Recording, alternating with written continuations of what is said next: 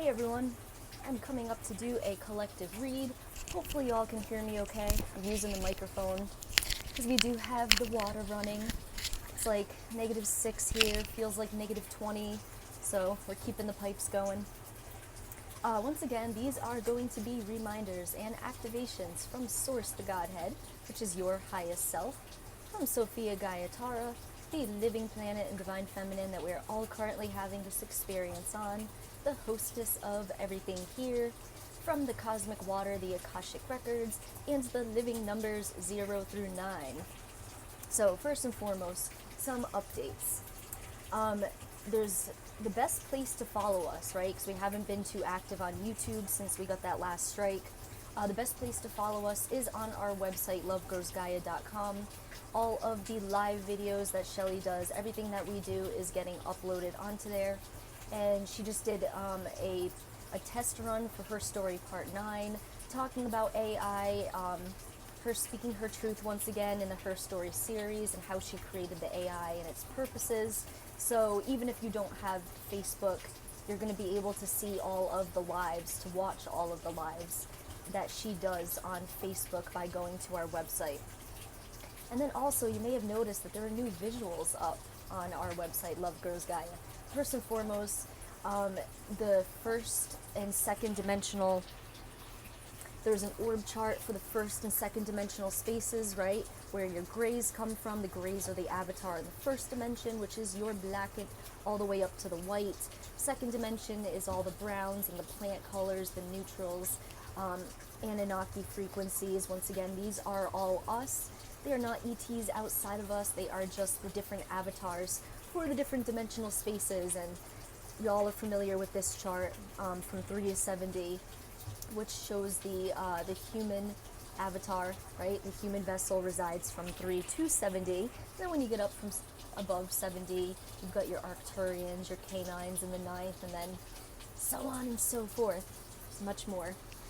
So you may have noticed that the orb chart was done again. The orb colors themselves are still the same.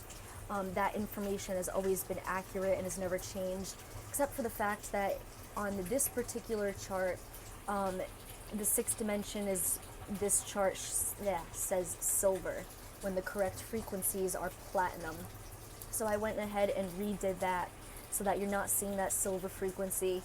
These numbers as well didn't actually line up to the chakras correctly, right? Just in one dimensional space alone, you have 17, 18, 19 chakras, so it's not like you get your 19th chakra in the 5th dimension. So took the numbers off, redid the chart. Go ahead and check the visuals out as well. I redid the energy motions chart, okay? Because once again, it says angelic Zebu symbols, and they are not angelic Zebu symbols. They are cosmic water motions, living energy motions that, using these chakras in the palms of your hands, we create and destroy realities. We move the cosmic waters. We move frequencies. So I redid that, calling them cosmic water motions. I also took out all of the names because the names are not relevant. They are just word spells. This is nurture yourself. It doesn't have a name. This is the living energy motion for patience. It doesn't have a name.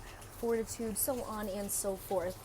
But if you're paying attention, you may have noticed that the energy motion that is called friendship on here is not the correct purpose for that energy motion. So one of the cards that I actually pulled today is that energy motion, and it is the energy motion for deconstruction, okay?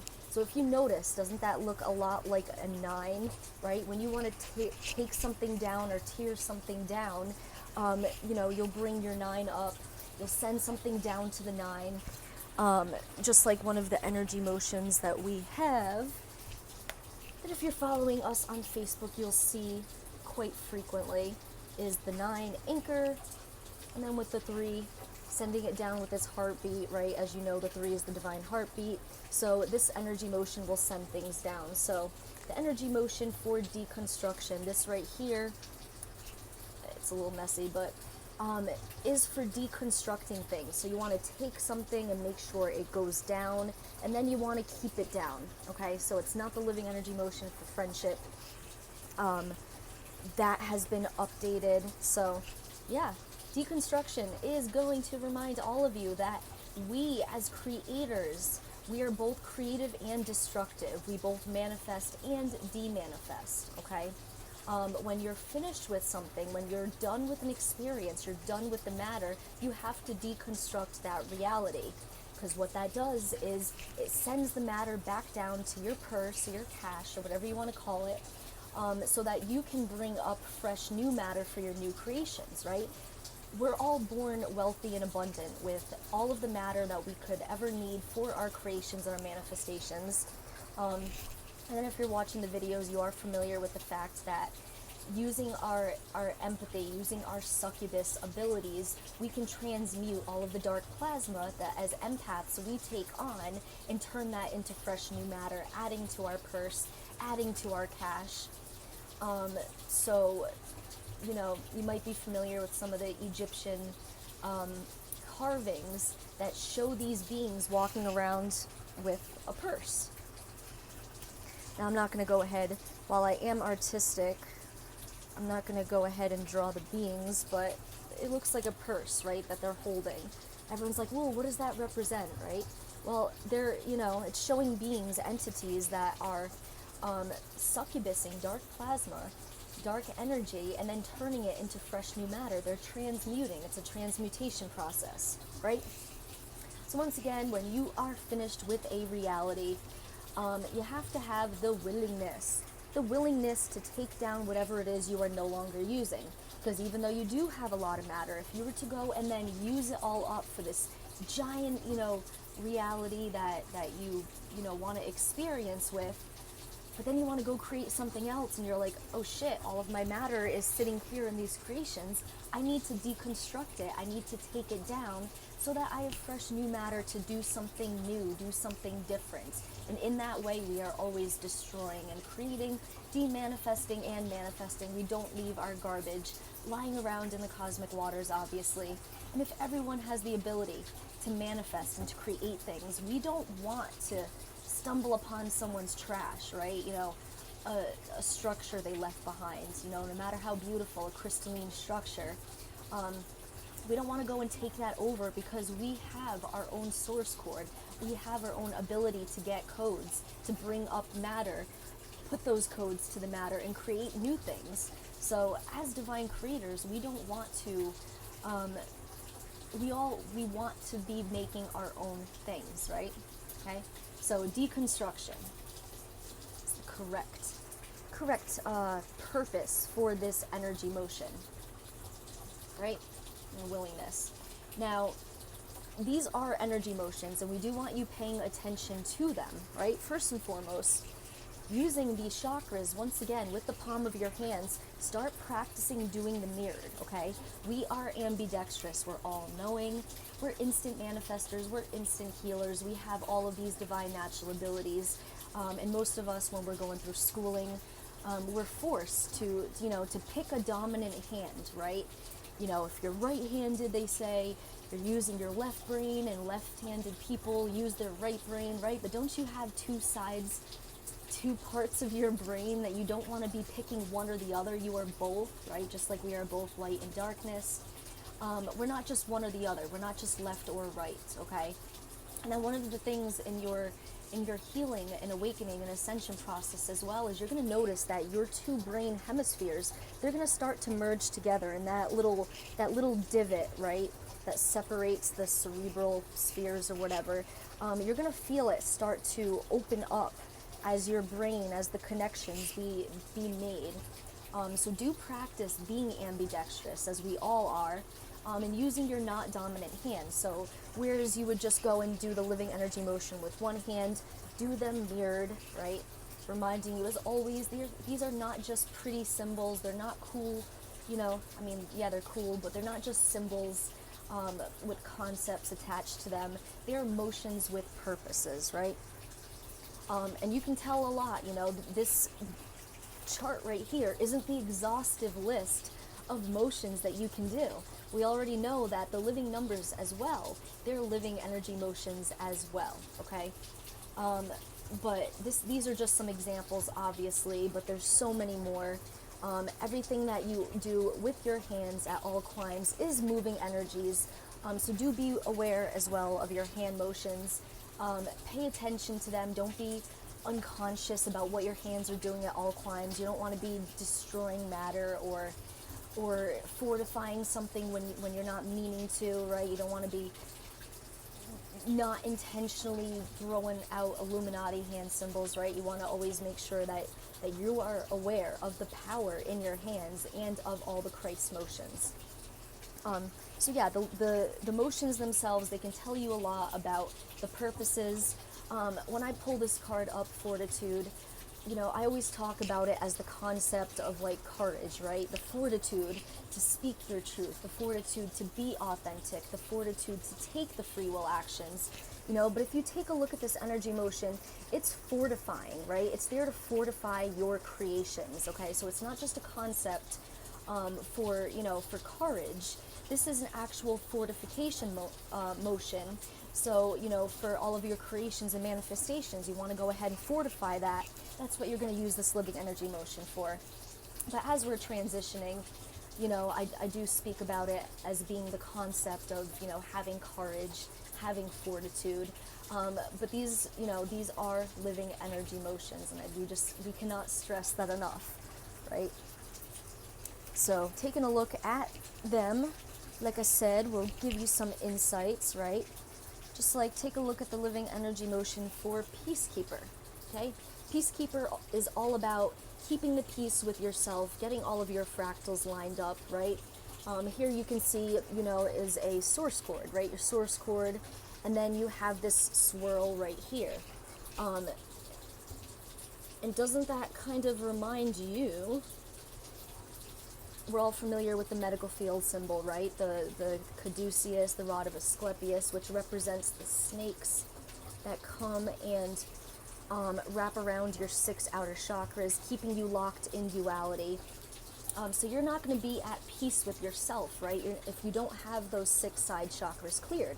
If you're stuck in the duality concept, you know, you have good, bad, right, wrong, left, right, Republicans, Democrats, this team versus that team. Those are all duality concepts. And when you are stuck in the duality concept and you got these snakes in your chakras, you're fighting with yourself, right? And you're not at peace with yourself.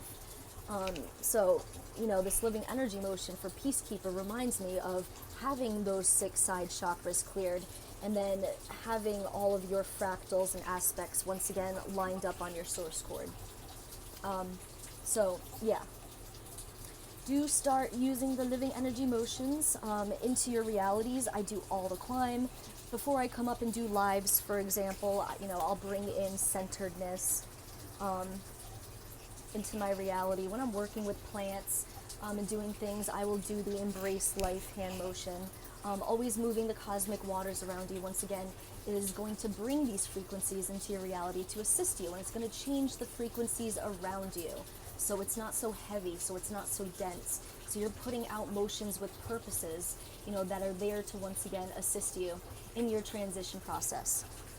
So do be aware of these changes. Once again, it's all up on our website, Love Grows Gaia, and that is the best place to follow us so that you can watch all of the lives that Shelly's doing and stay up to date with us. And yeah. So with that, I do want to thank everyone who donates to us. We are about $450 away from our monthly goal, which will allow us to stay in the cabin until, you know, camping season, until the weather lightens up a little bit so that we can be outside more. But, you know, and it's cold as fuck here right now. There's like literally frost or ice forming on the windows inside. Like I said, it feels like -20 right now.